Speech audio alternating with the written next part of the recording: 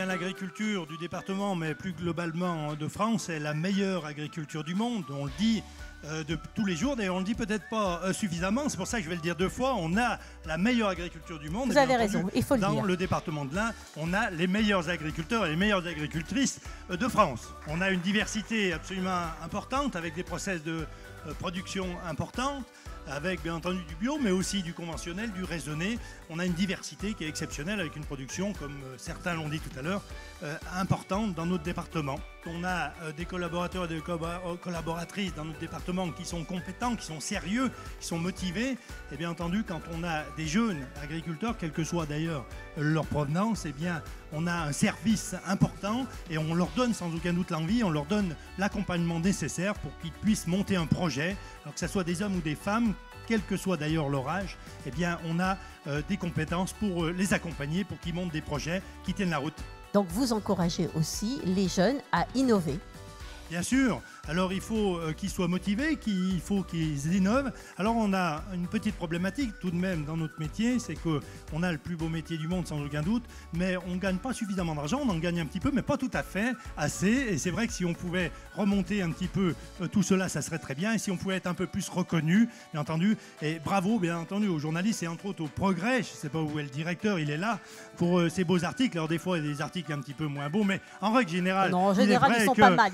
Ces articles tiennent à peu près la route et mettent en avant le dynamisme de l'agriculture du département. Lauréat est bois agri-local indinois et j'invite le président Hervé Putet à monter et bien entendu avec ses collègues, d'ailleurs je crois qu'ils sont plusieurs à être membres de l'association.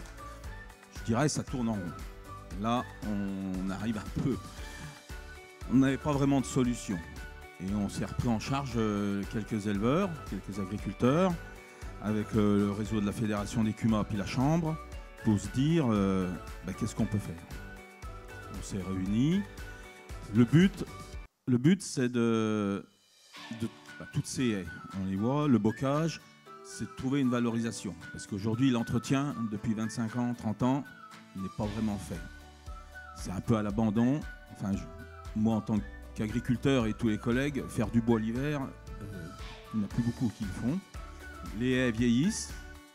Voilà, il y a une ressource. Et pourtant, elles ont un rôle, c'est quand même en parler. Elles ont un rôle très important. C'est voilà. important. C'est ça qu'on a voulu aussi tout travailler. C'est pour ça que ça a mis un peu de temps à sortir. On a créé une charte des bonnes pratiques et de la valorisation de la haie, tout en gérant la ressource.